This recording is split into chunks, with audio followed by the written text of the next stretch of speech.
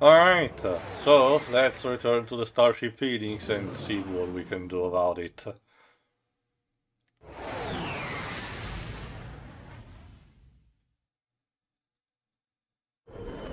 Actually, no, never mind. We need to first go to Aridia to solve the missions um, of the Galactic Rangers. Like I said, this will be the last batch, thankfully.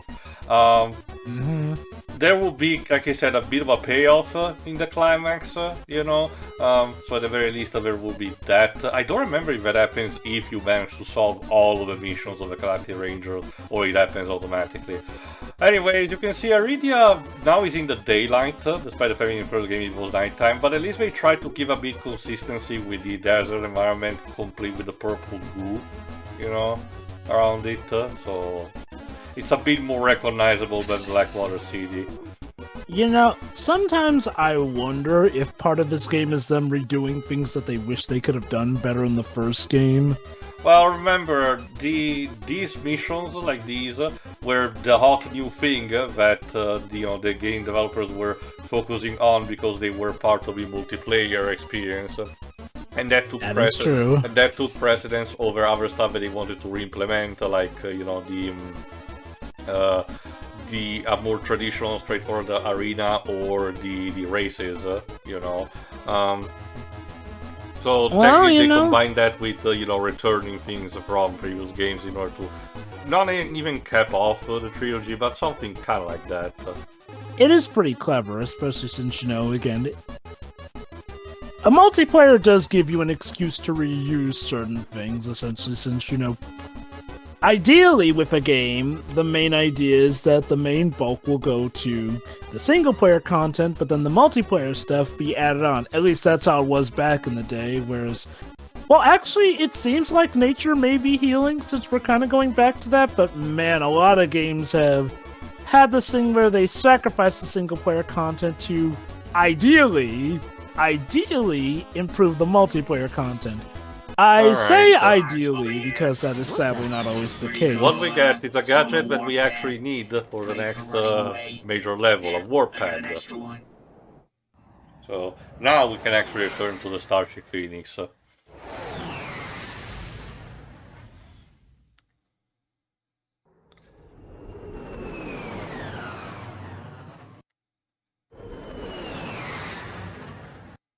Hey Al, what's up? Let's see. The neural matrix of this autonomous simulacrum retains an imprint of the template's original psyche embedded at its core level. You lost me after... let's see. He means it may be possible to reverse the process. Dude. What a trip. Cool, I guess. Al, we recovered a data disk from Nefarious's cruiser. Can you decode it? Of course. Yes. Ooh. I think it's intentional that they make him look a bit like Carl Weezer from Jimmy Neutron. Or also like the comic book guy from the Simpsons. Again, 90s, the 80s, 90s stereotype of the nerd. If it's another crotchetizer, I don't even want to... It is a Qwark vid comic. Oh, our specifically, issue that it is shouldn't episode exist. 5 of the Dr. Nefarious series. But as everyone knows, only 4 issues were ever published. Not even my pals in the Qwark Cadets fan club have ever heard of this issue. And those guys are real geeks. This has been what Qwark was after? I sure do. Ew. Thanks, Al. We'll check it out. Alright, the shaving of the queue. Maybe Qwark wasn't trying to help us, but maybe he was trying to bury something. And yeah, because it's a bootleg, this is narrated by Slim Captain Cognito. Qwark hoped you would never see the unauthorized, uncensored, and utterly unbelievable missing chapter of the Qwark comic So, series. where were we last left off? Just a word of advice. Oh yeah, we still need this Quit joke. while you're ahead. And so, Qwark believed that the threat posed to the galaxy had been ended. Yeah, that's the thing that feels like comic did not really not counted. Lawrence! And like I said, he's still loyal to his master. What took you so long? I was picking out some new curtains for the torture chamber. They're crushed velvet with a gold lamelate Lovely. trim. Oh, I think they really add life to the space. Never mind them now. Grab Qwark and let's get out of here. Of course, sir. Oh, Qwark. I've never met a man like you. After you, I'll be ruined for other men. That's what they are. Where am I? You can also notice that even the art style is different. Awaiting the most ingenious and depraved punishment I can possibly imagine. Come, Lawrence. It's time for my massage. Oh, goody. Using his antenna. You signed up for this. Qwark eventually managed Maybe he's to not paid the enough. storm Built to you his for side. it, but I digress. Almost got it. Also, he gets paid. Hopefully. But his Well, escape in Rift did Apart not we go know that he's in unnoticed. paternity leave, so there has to be some regulation. Part of me always wonders if he just secretly messed with Nefarious' programming enough to convince him to do that. Anyway, this is obviously the most challenging of a 5, comic book level, because this is a kind of an auto-scroller, as in, as Lawrence is saying, the thing is being filled with boiling acid, so you kind of need to move.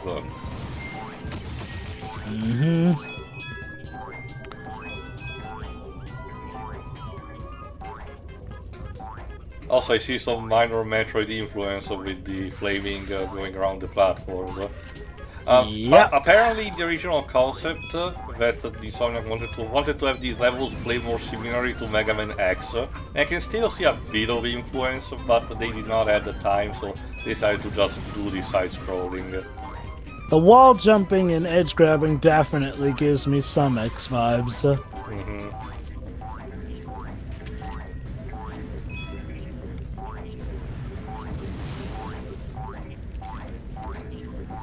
Going up.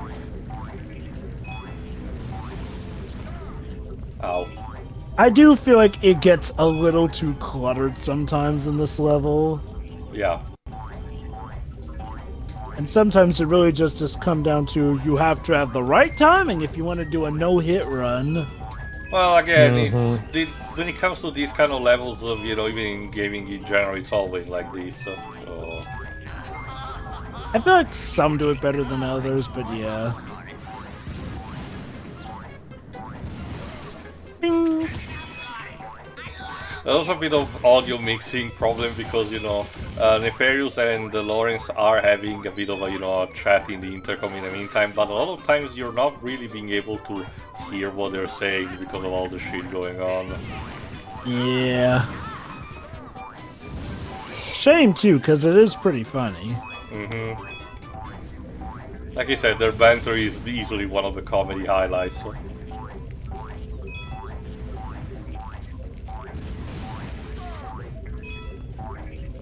Ow.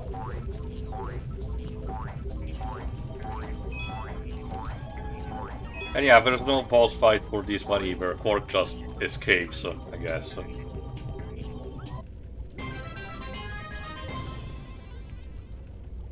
There we go.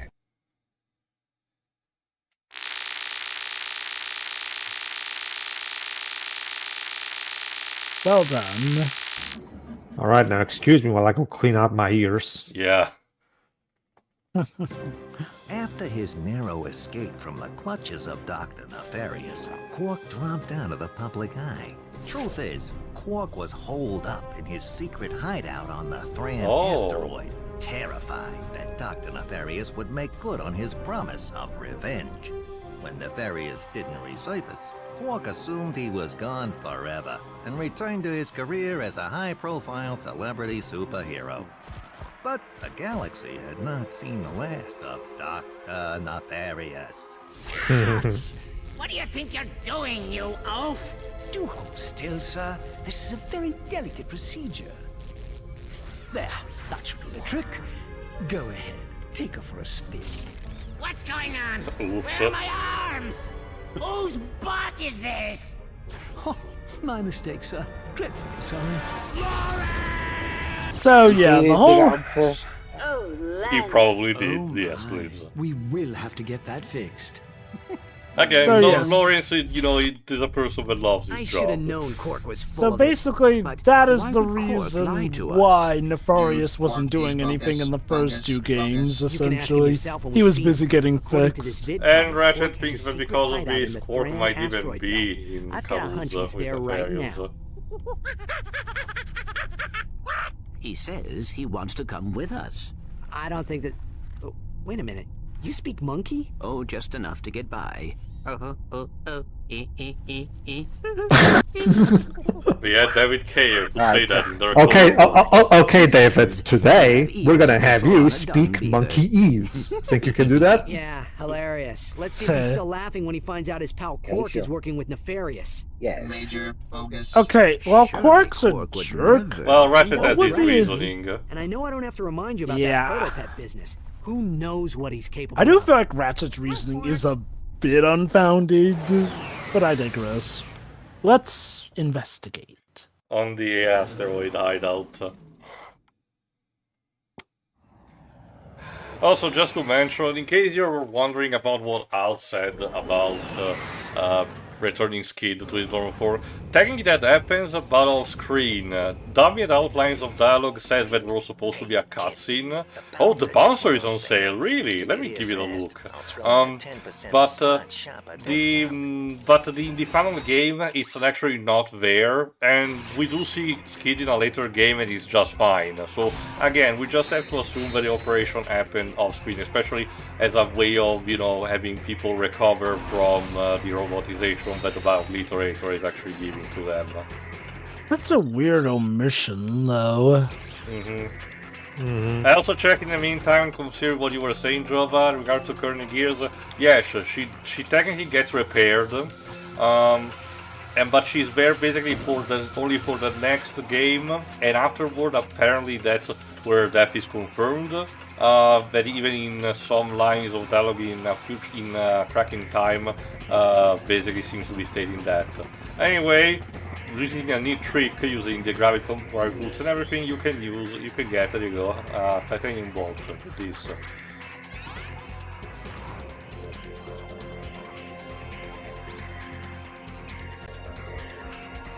But you know, the intended path still leads me to somewhere else, so we need to get back there.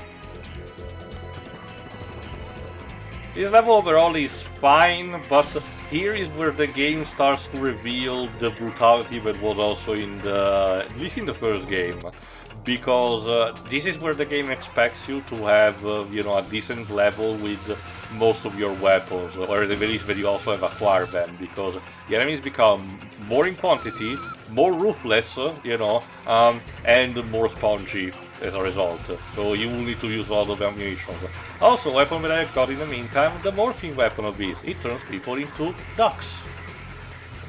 Also, it's a bit hard to notice. There you go. Those are the Garden Gnome ninjas that were advertised in the second game. Looks like Qwark actually got a souvenir from the Bogon Galaxy back when he was impersonating Fizz with Jet. That's cute. If I recall correctly, one of the cutscenes does show him taking that along with the crotchetizer. Not that I remember, might have been a background element, but if so, I did not notice. And also, there are dummies, similar to the ones from Metropolis, but unfortunately are very hard to the teeth. They seem to be susceptible enough to the Morpho Ray that turns into ducks, but it still requires a bit of time, so I might as well just use another weapon. Needless to say, Qwark clearly booby-trapped this place, you know, tight. You'd almost think he doesn't want visitors. Bummer. Not very naively. The turrets are the classic case where you can deactivate them, but they will go back up. Again, a bit similar to how they worked in Qwark's hideout in the first game. They just shoot laser instead of machine gun fire this time around. So yeah, I imagine this is meant to be a kind of a giant callback. And I imagine the way it goes is that he makes his way through here and then sets the traps as he goes and through. look at that, the souvenirs that reminded from the first two games, the Crotchetizer, the Gadgetron food cleaner, and also the PDA from the first game. So let's get that pure charge. Again, it's just there in case you need emergency, you know, ammo at a higher cost, but I usually don't need it. So.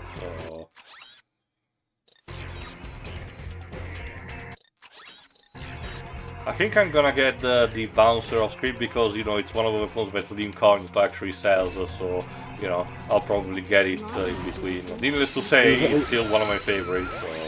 When you said the bouncer, I thought you meant the video game. Well, no, remember, it was a weapon already in the second game, Liv, that's what I mean. Mm-hmm.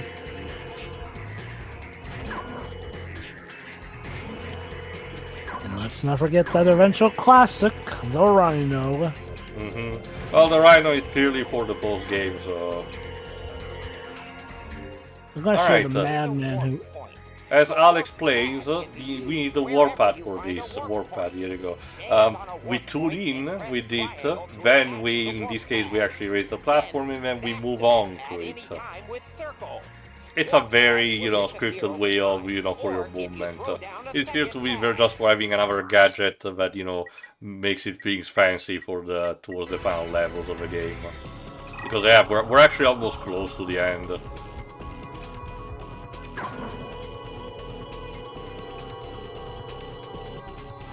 There you go. That easy.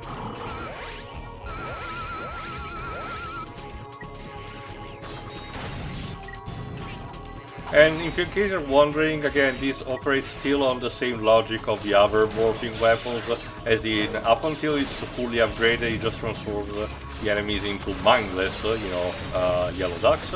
But, when fully upgraded, the first major duck that gets transformed will be instead an aggressive, you know, duck that will actually attack the other enemies. Again, proud tradition of the morphing weapons. Uh-huh.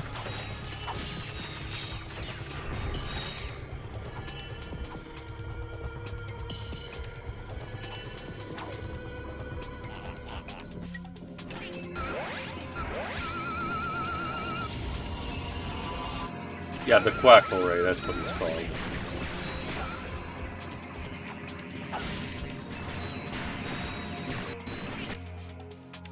I remind, I forgot to see, yeah, starting with level 2, the duck starts actually already laying some explosive eggs.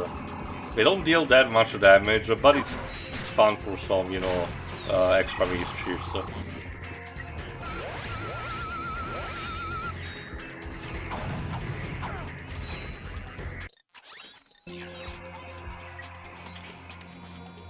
Let's see. Oh, yeah, I cannot scope. Okay, actually, no, I can. That's because, if I recall correctly, this is one of the segments where you can die very easily, so I basically ended up knowing most of the enemy placement already from there. And also... Way to snipe. And also, lovely ice physics. Because that's what I needed for it to be introduced. Oh god, Terminator Walk. That's what I needed to be introduced towards the end of the game, you know, in a platformer, heavily reliant on you dodging, you know, incoming fire. Ice physics, and not the good kind, I will say. You know, I legit wonder if there was a contract for every platformer game saying they had to have this or that. Like, I get it, they're common tropes and, you know, ways to help diversify the game, but man, sometimes you really have to wonder if they were just obligated to, because sometimes ice physics like these feel like they're added just because they had to, ergo they feel tacked on, and not in a good way. I still remember Pedro's reaction to the ice-like physics in the first Harry Potter game. Yes, the slippery floor. Yeah, the slippery floor, and all because the goblin was polishing it. That's funny enough, that wasn't even a level in the PC version. The Harry I say, Potter I games never were a remember bit. Well, the early ones specifically, Jovad, specifically the PC and PS2 versions were different from the PS1 version, and the portable ones, had their own separate thing. Prisoner of Azkaban is relatively famous for being a relatively competent turn-based RPG. I remember Chamber of Secrets was actually different between the PC, PlayStation, and PS2 versions each. I know that the Philosopher's Stone PS2 game is ridiculously expensive. There you go. Because of its rarity nowadays, I take it. Yeah. It's always like check that. I'll check Kex for a good benchmark. It's always like that in general, Drova, for Yeah, any like, kind of the in older fact, stuff. That's one of the major reasons about also game preservation with some releases, because that actually makes the price of the physical old versions drop considerably. This is why games £70. because this is why games like Haunting Ground and Rule of Rose are heavily requested to actually have a proper release that is not strictly just that is officially marketed, instead of giving just people arrive in emulation, because otherwise if you want to buy an original copy, despite the fact that they are available in quantity, their price is just super ridiculous. Hundreds of bucks. Oh yeah. Look, I'll just say this, as much as I love Shantae the series, and as much as I prefer physical, I'm not gonna bankrupt myself to get the original Game Boy Color copy, because holy cow. But Jova, what if it's limited run games actually giving you that? Hopefully everything goes well with Okay. Risky Revolution. This one at least makes sense. At least now here we get the Qwark trophy. It makes sense that it's supposed to be here at the very least. Yeah.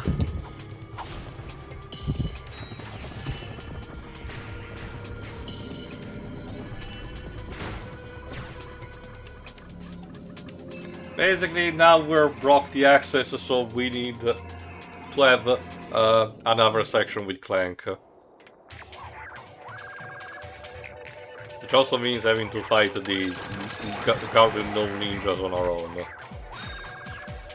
What was Qwark smoking when he came up with this? Well, it was a Megacorp idea, it just was rejected, so he just took it. Okay, like the regular one, sure, but I think it's implied that he customized the ninja ones to be samurai ninjas.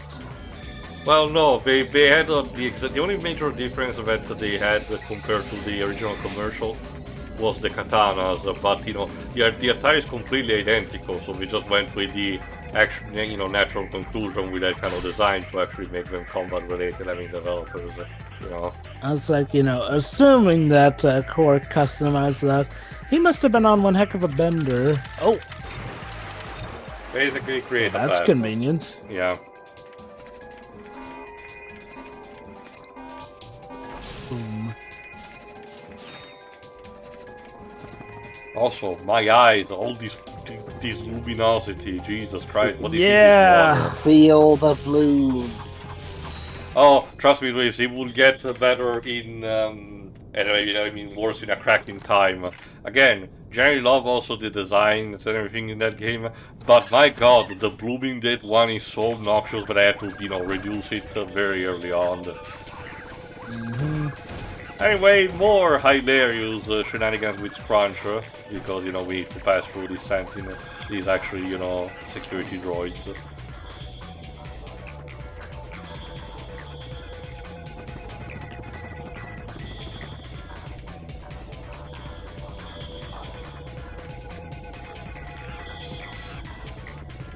There we go.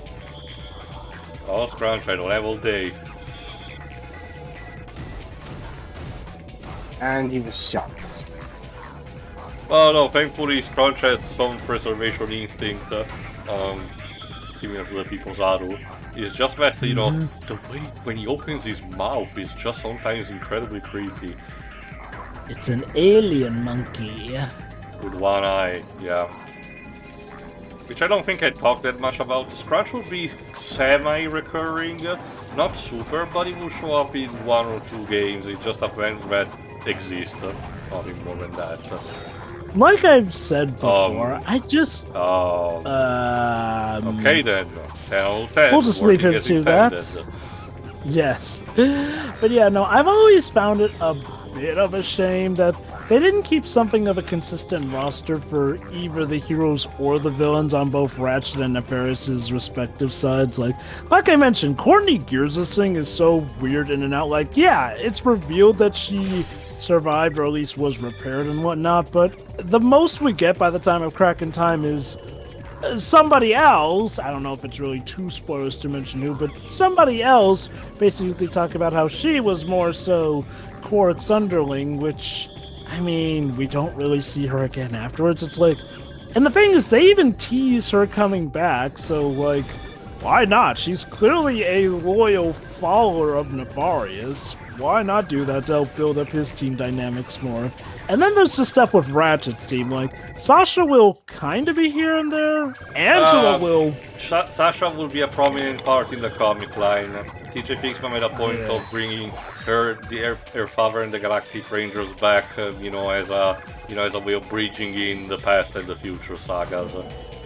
Well, you know, I'm talking more so about the games, but yes, she will be a factor more so in the comics.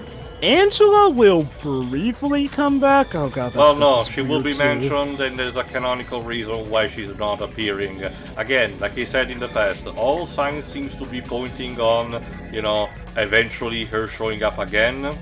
But we'll have to see, because again, Rift Apart felt more like a step in that direction rather than actually progressing it, you know, further. So we'll have to wait until, you know, we resolve that kind of situation. But you will need the context. For the time being, hey, little buddy, how'd you find me here? We found your secret vid comic, Qwark. Oh, that. Well, I don't expect you to understand. You'll probably look at me and think, I'd give anything for a body like that. For just one drop of his raw animal magnetism, one iota of his impeccable... Can we just skip to the end, please? Let's see, where was I? Sexy, charming, brilliant, iron, hard, abs. Ah, yes, but despite my outward appearance of utter perfection, well, Deep inside, you're a cowardly wuss? No, not exactly. When I escaped from that star cruiser, cheating death by mere nanoseconds, I suddenly realized something very important. I could have died! Me, Captain Qwark! Imagine an entire galaxy with no more... So it's a more, you know, not evil, but, you know, negative version of what Metro Man did in Megamind. Be turned into a robot. You're pathetic, Qwark. I can't believe I once yeah, looked no up kidding. To you. Let's go, Clank. The people of this galaxy need you, Qwark. They believe in you. You can give them hope. You have a chance to redeem yourself. It's not the costume, but the person inside, something like that. I don't think we ever get to see his face proper. It's more at least hinted. The initial, remember, at the end of the beginning of his game, where his costume is torn apart, we get to see that he's blonde under it. To 40%. Life support systems are... Yeah, here's the problem. The Starship Phoenix is under attack, so we need to move. And it apparently has to do with whatever's on the disc. As we will say, the data disc. The signal. She didn't get to say she loved him. Gravimetric warp drive. Oh yeah, the Starship Phoenix might be in danger, but you know, my potential GF is there. Alright, tune in for the next part where we see what we can do about the Starship Phoenix. See ya. See ya. See ya. Bye.